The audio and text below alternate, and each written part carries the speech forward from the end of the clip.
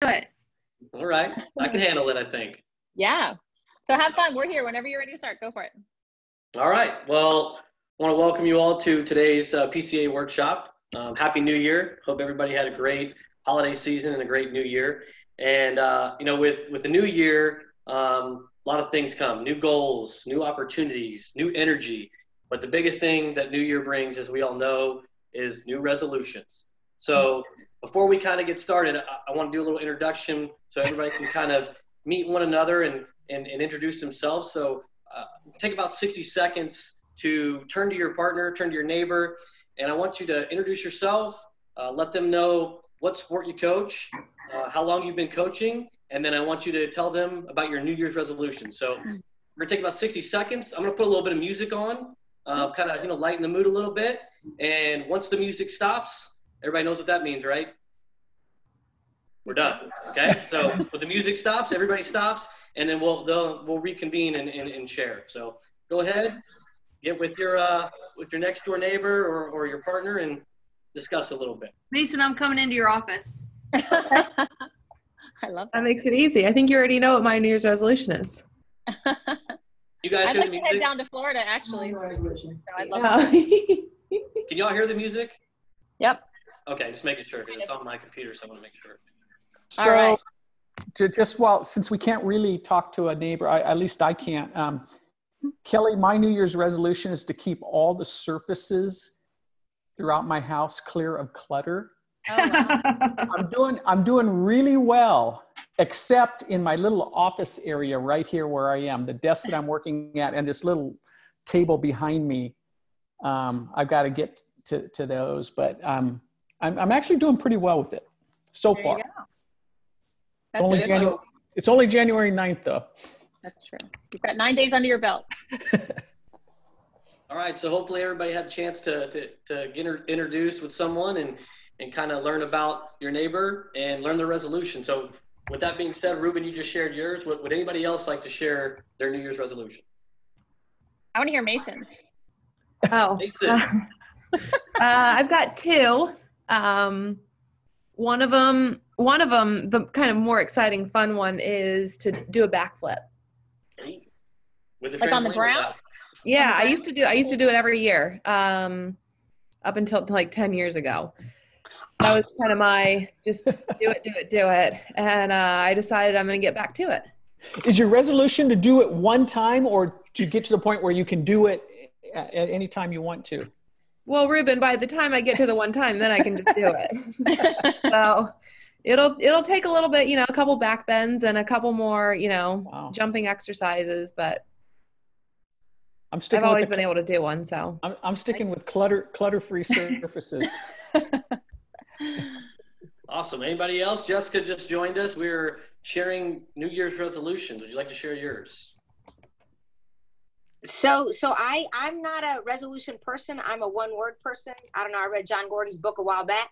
So I don't do resolutions because they tend to not stick long-term for me. So one word, my word this year is be, like being more present, being impactful, just being in the moment, because I tend to do lots of things. So I got to be present with what I'm doing. So I was driving and I had to be present. So I wanted to wait till I got in here to be able to put you on.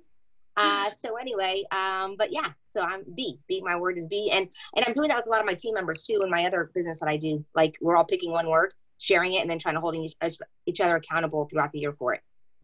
So. Awesome. Well, I can actually apply that to my resolution, which I was going to share with you guys today is, my one word could be better. And for me, it's be a better husband, be a better dad, and be a better person. And we'll tie that in a little bit later with some of the principles of the PCA of being a better person. So with that in mind, I'll go ahead and introduce myself. My name is Chris Cates. I'm from right here in the Tampa Bay area. I grew up, went to Brandon High School, was a baseball player. I played 4 years there and went on to the University of Louisville up in Kentucky. Funny story about that, I had 0 offers to go play college baseball up until the end of my senior year. I had a walk-on opportunity at St. Leo University, which is a Division II school here. And this small school in Kentucky calls me. And the whole time I'm thinking, what's in Kentucky? Horse farms, rednecks, no disrespect, but I'd never been to Kentucky, and you stereotype. So the whole time I'm thinking, there's no way a kid from Tampa, Florida is going to want to go to Kentucky. So that being said, I didn't have really any offers. So I said, well, I'll go check it out and see how it is. Went up there on a visit, absolutely loved it. It's the best decision I ever made. And I went on to play baseball there on a scholarship, and 4-year starter at shortstop, and was able to play in the College World Series my senior year. And it was the first time Louisville, now I say Louisville because people first assume Louisville, which is what I thought as well until I got there, and they correct you very quickly. And so played in the College World Series, then went on to play professionally with the Minnesota Twins in their organization for 5 years, and then got into coaching. My first stop of coaching was Florida State University up in Tallahassee with Coach Mike Martin, and I'm going to touch on him in a minute. Then I moved on to the University of Tampa for a year, and then the last 5 years I spent at University of South Florida coaching before I decided to take on a high school job. So with that being said, before we dive into what we're going to talk about today, Mike Martin Sr., former coach at Florida State, just retired. For those of you who don't know, he's the winningest baseball coach of all time. And those of you who don't know, never heard him talk before, he's very unique in how he talks. So I can't do him justice without talking like him and sharing with you. So my first day of coaching, I asked him, I'm young, it's my first coaching experience, and asked him, what do I do with these guys? How do you want me to relay the information? Do you want me to do this? Do you want me to do that? And he looks at me, and those of you who don't know Coach Martin, look him up later, but he goes, big guy, just keep it simple. So that's kind of been my motto ever since with coaching, and that's going to be my motto today, is just to try to keep it simple. So we're going to start with something very simple, and that is signing into this workshop. So I need everyone to take out your cell phone, and what you're going to do is you're going to text to the number on the screen that would normally be behind me, and that's 650-763-2405. And you're going to include the workshop number, which is today's is 00000, your first and last name, and your email address. And what that's going to do, it's going to get you credit for today's workshop, but also it's going to get you signed up to get a lot of resources available to you through email, but also through the Positive Coach Alliance website. While you guys are finishing that up, I'm going to put the music back on, and we'll get going in just a few seconds. Ruben and I are going to dance while we're waiting.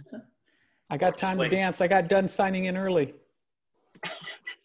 Okay, so as you're finishing up, I want you to throw your hands in the air and wave them like you just don't care. And once I see that everybody's looking like me, we can move on and I can say, oh, yeah, you're. Come on, Kelly. All right, good. Okay, so first question I got. Does anybody know who the artist of that song is? Michael Jackson. Nope. Come on, Mason. I know she's got to know it. I don't. It's more like Outkast than Michael Jackson, but That's right. Outkast. Outkast. Wow. Outkast. So Outkast, yeah. Why is that important for today? Why is Outkast? Well, Outkast is actually considered to be one of the best hip hop groups of all time because of their Because upbeat Andre music. 3000 was a genius. Yes, and their upbeat music and their ability to evolve and to adapt to their audience throughout their time. They started in the early 90s and went through the mid 2000s, and they were able to continuously put out hits because their ability to read audiences, read people, and realize what they needed to do to be successful. I'm going to read you a couple quotes from a couple people about the group Outkast, and this is what they had to say about them, describing them. In a music genre that's dark and negative and disturbed, Outkast always shine with sincerity. Another one from Dr. Dre was, Outkast found themselves free to evolve in other ways that groups couldn't and soak up influences that others often ignored. And then the last one said that their delivery was unlike anything anyone had ever heard before. So why is that important?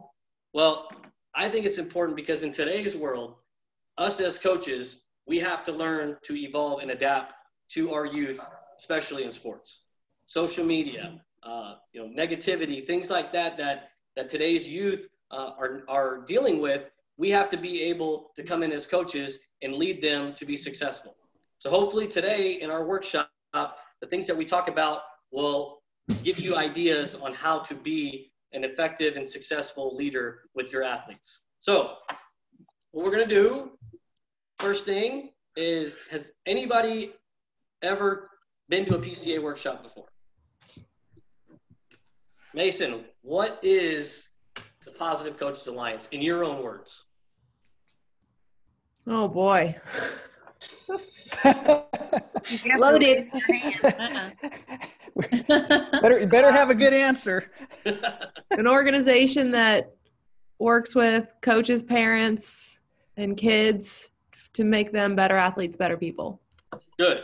That's a great summary, and it's pretty much on point. The Positive Coaching Alliance was founded at Stanford University by Jim Thompson in 1998, and essentially the mission of the PCA is to transform youth sports so sports can transform youth.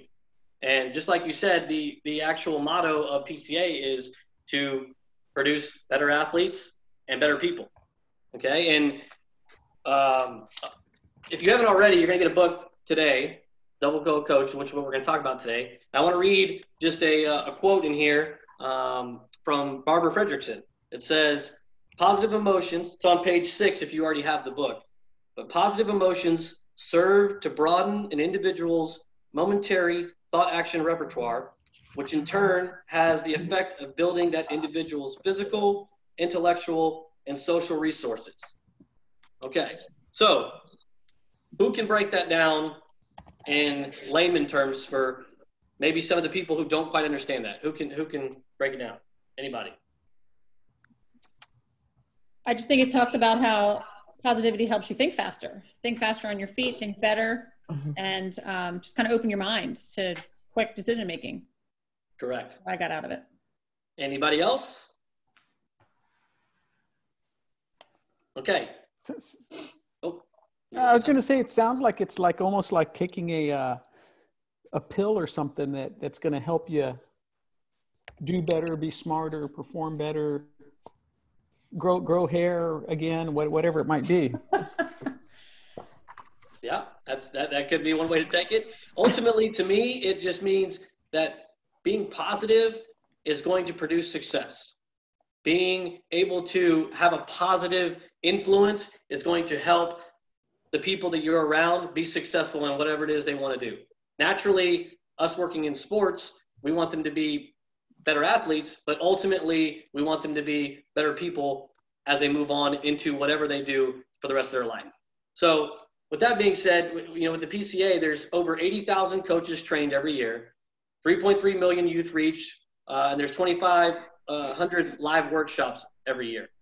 Okay, and with that being said, the phrase of positive coaching is something that a lot of people have different interpretations or different words to use. So what are some words that you could use to define positive coaching? Encouragement. Okay. Fun. Support, fun. What else? Being specific. Okay. Caring. Caring. Absolutely. Okay. Those are all great. Those are all great terms. And at PCA, essentially positive coaching is trying to create an atmosphere that supports best possible performance. So for me, in terms of thinking of one word that describes positive coaching, mine would be caring as well. Because it's athletes and people feel that you care for them, I feel like they're going to be able to give you their best output because they genuinely think that you care for them and that you're wanting to help them succeed. You have coaches all the time that have the perception of it's all about winning. It's all about winning. And I'm sure we've all had a coach like that just everything was about winning. I know myself, I had and I guess you could call it the tale of two coaches. I had two coaches in college. My first 3 years, the coach I had was nothing but winning. If we lost, didn't matter who it was to, we were running after the game. Didn't matter if we played great and we just got outplayed by the other team, we were running because he wanted us to realize that losing is not fun and losing is going to be punished. Then on the flip side, my last year in college, ironically, we went to the College World Series that year, had our most successful year ever.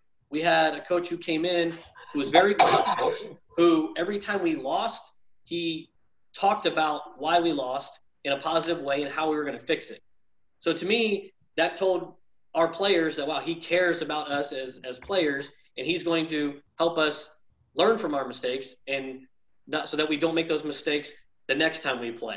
And so I think the positive coaching and creating an atmosphere that supports best possible performance is important because it tells our players that, hey, yes, we want to win and we want to do the best we can, but we care more about you growing as a person, to move forward in your life. So, excuse me. So, great coaches, athletes, everybody agrees that positive works better than negativity, right? Everybody on here agrees too? Mm-hmm. Okay, so if that's the case, why do we think that there's so much negativity in sports? Because everybody wants to win and somebody's not going to. Most people aren't going to. Okay, anybody else? I just find it easier to be negative than positive.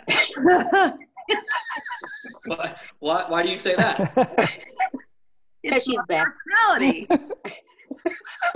What was that? I didn't hear you. It's just I my said 'cause she's personality.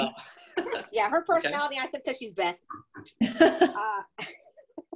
Well, So in the case of the college coach, your first 3 years, my guess is that maybe that's the environment that he grew up playing sports in, and he, that's the kind of coaches he had.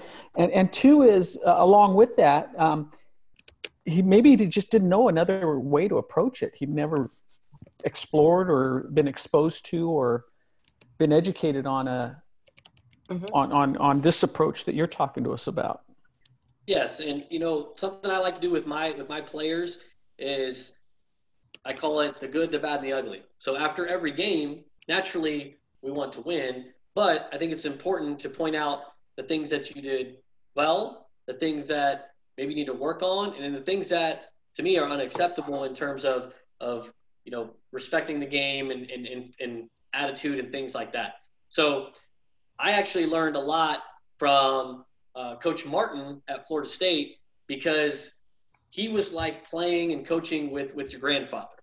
And if you think about, most people think about their grandfather, think about older, gentle, or, wise man who's always going to help you grow as a person. And is always, the guy that's there that doesn't necessarily care if you got 2 hits or if you scored 30 points, because he's going to be proud of you and he's going to give you a life lesson out of it.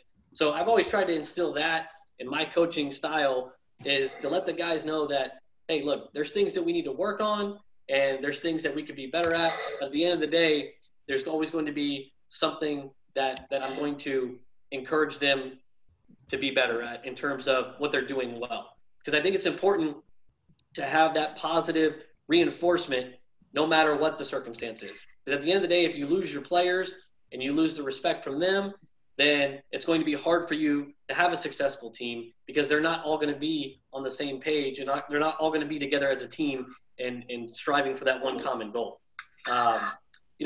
Something that I believe is the reason why there's so much negativity is kind of like what was said, the pressure to win. We're in a society today that's very, driven by winning and driven by, I see it at the college level, scholarships and it's all about what can I get my son or my daughter the scholarship. And I think it's unfortunate because us as coaches, we can have an impact in that. We can kind of cut that off by being positive, not only in how the game goes and how their personal accolades are, but also by reaffirming the team that this is the things that we're going to believe in. These are the principles that we're going to abide by. And that's something that the PCA that we strive on is principles to help create that positive atmosphere so that everybody enjoys what they're doing, everybody wants to be there, and everybody feels like they can get better. And we're going to talk about those in just a few seconds. But let me ask you this now. So what, in your opinion, makes a great youth experience in sports for kids? Who can kind of touch on what they feel makes a great experience for kids in the sporting atmosphere? I'm going to give you a 2-minute warning there, Chris, just to let you know. Oh, okay. Go ahead. Somebody can answer. For me, I think back when I was a kid, I wanted to have fun. I just want to have fun with my friends. I mean, I love to win, don't get me wrong, but it was more about being a part of a community and, you know, I get to go to a game, I get to see all my friends, and then we play. So for me, fun was a big part of making it enjoyable. Okay, great. Anyone else?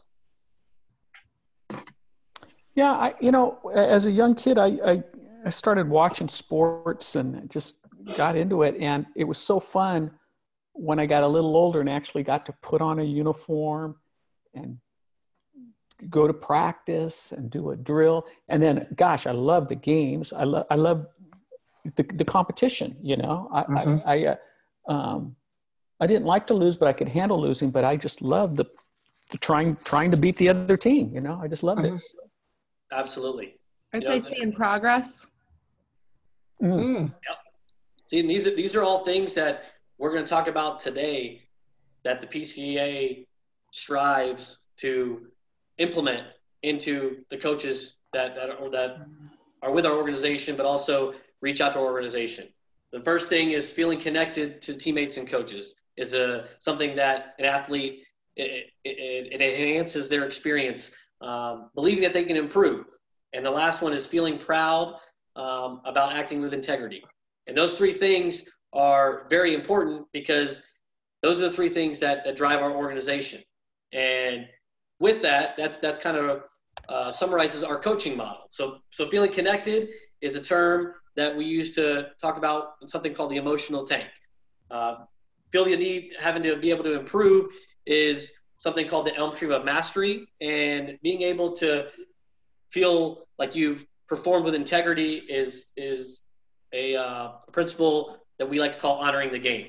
And we're going to talk about all three of those as being a double go coach. And with a double go coach, what do you think is more important as a coach, striving to win or teaching life lessons? Ooh. I think I don't know, I guess it's got to be a balance. I mean, I'm doing what I'm doing because of sports, right? So like, we're in that arena as far as I know that it's produced a life career path, right? But shoot, you got to win at times. Winning is pretty important too. I remember being a coach. I didn't like to be on the losing end of being on the other side. So I guess trying to find a balance. I don't know. And it was not easy. You win a state championship, you're smart. If you don't get out of districts, you're not so smart. It was just the next year after. So, yeah. Well, the beauty about being a double goal coach is that those two aspects support each other. Okay? A double goal coach strives to win and at the same time wants to teach life lessons. And these are the things that the PCA, we strive for you guys to understand as coaches, that it's okay to want to win, but there has to be that balance between winning and teaching life lessons, because at the end of the day, we have an impact on these kids that will last forever. As you just heard me share with the coaches I had, still here almost 15 years later, they're going to be talking about us years down the road. And it's just a matter of what kind of impact do we want to leave on them. So, all right, we're going to move on into the principles, and that's it. All right. Thank you. Thanks, Chris. All right. So how did you feel? How did you feel doing that? Felt pretty good. Okay. I felt like the beginning was good, the flow, the introduction. Felt like there's a few points that I don't know if rambled is the word, but kind of, just try to elaborate too much instead of just getting to the point. And I am a rambler, so that's my wife tells me that all the time. And but it's, I try to elaborate just so that I'm reaching everybody in the audience, in terms of, instead of just spitting out information, just kind of trying to give my own interpretation so that maybe it's easy for somebody else to comprehend what's being said and what's being introduced. Mm-hmm.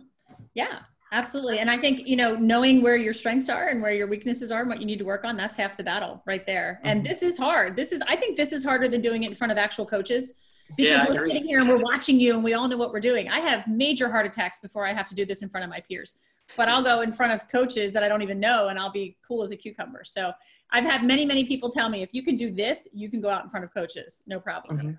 So, but we're here to help you. And so because we've got so many people, I don't want to bombard you with 6 million things of feedback, but I would love each of us to just maybe say one thing that you really like about what Chris did. What do you think is going to resonate with coaches? Either something that he said or something that he did, exercise question wise, or something just generally about Chris's facilitation style in general. And then maybe just one suggestion that you might have moving forward that can help him just tighten it up a little bit so that he can get ready to go out and be in front of live coaches. So Beth, would you like to start? Or Mason, go ahead. Sure. Okay. Hi, Chris. All right. So a 1 and a 1. I liked how you introduced sign in for the workshop, that you didn't have that just right at the very, very start. You talked to them a little bit, you got them comfortable, you got them feeling like they're there, and then you asked them to sign in rather than just straight up hitting it at the very, very beginning.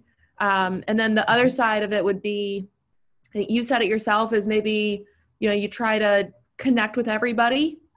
And I think just recognizing that you've got, say, 75 or let's say 90 minutes of a workshop, you'll have a connection point with everybody likely, or 99% of the people throughout the course of the 90 minutes, but not necessarily hitting and connecting with everybody on every single point.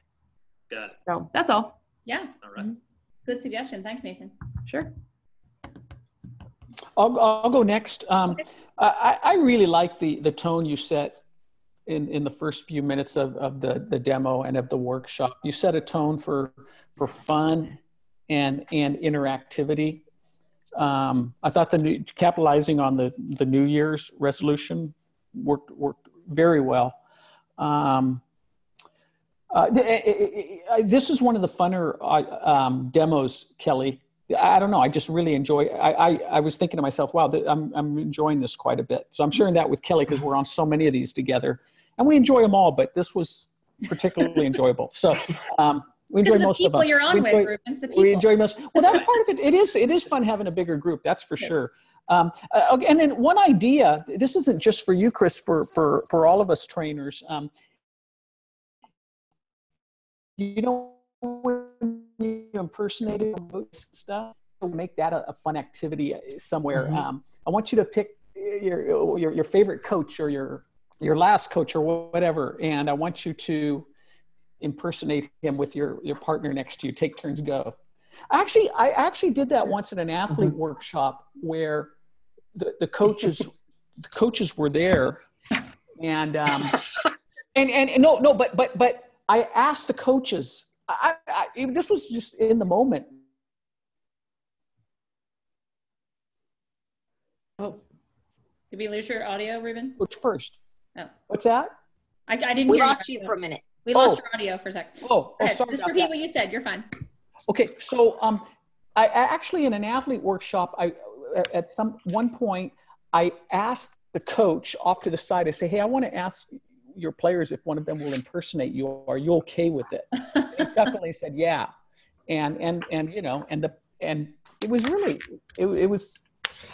really fun. So anyway, I just that's my idea of a possibility is turning that into an activity with a short activity in the workshop. I like that. Impersonate your coach. Impersonate your coach. That could be risky, but I do like I like the thinking out of the box. I think that's great. Beth or Jess? Beth, you want to go or you want me to? Sure, I'll go. I liked, Chris, that your personality comes through. I mean, that just kind of echoes what Ruben was saying. It's just a fun, and I think a way for people to engage with you. And the feedback I would have on improvement would be just to tighten up the story or stories. It goes back to the rambling, but that would be it. I mean, nothing that you haven't said already. Yeah. For me, again, the tone, Ruben, he hit it on the nail on the head. You were so relatable. Like I really, maybe because we're short, we relate on so many different levels, Chris, you and me. We talked about that before when we sat down. That's one of my my go-tos is when nobody has any questions. I know.